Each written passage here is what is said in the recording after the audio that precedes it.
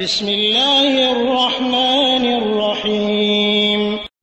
আরেকটি প্রশ্ন এসেছে, যদি কোনো স্বামী রাগের মাথায় স্ত্রীকে তালাক দিয়ে দিতে বলে আর স্ত্রীও তালাক দিয়ে দেয়, তালাক দেওয়ার পরে স্বামী বলল আমি এই তালাক মানি না, তালাকটি কি হবে নাকি হবে না?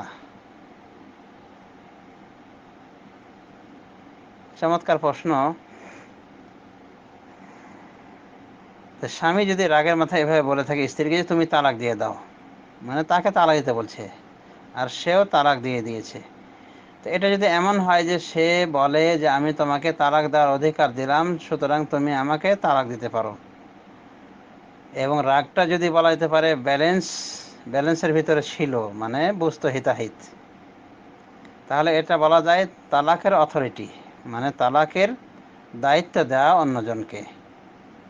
তো এখানে জমহুর উলামায়ে দ্বীন বলেন যে তালাক দিতে পারবে যদি তালাকের তাকে অথরিটি দেওয়া হয়, মানে ক্ষমতা দেওয়া হয়, তারা দিতে পারবে এবং তালাক দিলে তালাক হয়ে যাবে।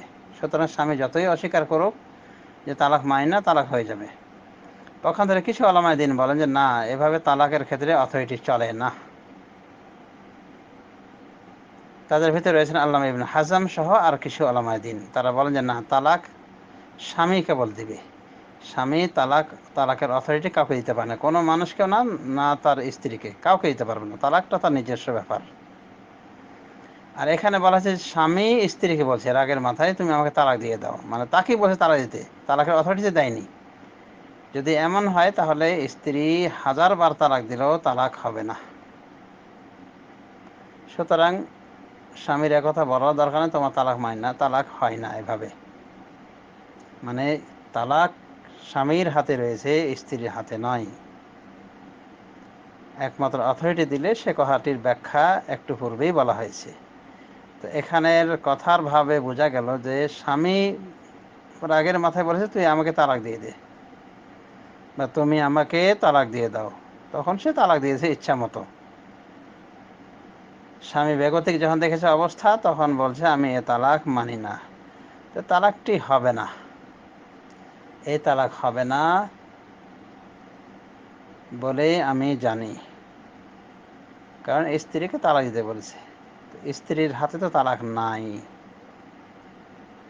অবশ্য যদি এমনটি বলতো যে আমি তোমাকে তালাক দেওয়ার অথরিটি দিলাম, দায়িত্ব দিলাম, তুমি এখন আমাকে তালাক দাও, তাহলে এই তালাকটি হয়ে যেত। জমহুর উলামায়ে দ্বীন তারা এই তালাকটিকে তালাকই গণ্য করেছেন, কিন্তু এখানে সে কথাটি স্পষ্ট আকারে বলা হয়নি, বরং বলা হচ্ছে যে স্বামী রাগের মাথায় বলছে আমাকে তালাক দিয়ে দাও, আর সে তালাক দিয়ে দিয়েছে। তো স্ত্রীর হাতে তালাক নাই তো সে কীভাবে তালাক দিবে? অতএব তালাক গ্রহণযোগ্য হবে না। আশা করি বুঝতে পেরেছেন। ধন্যবাদ।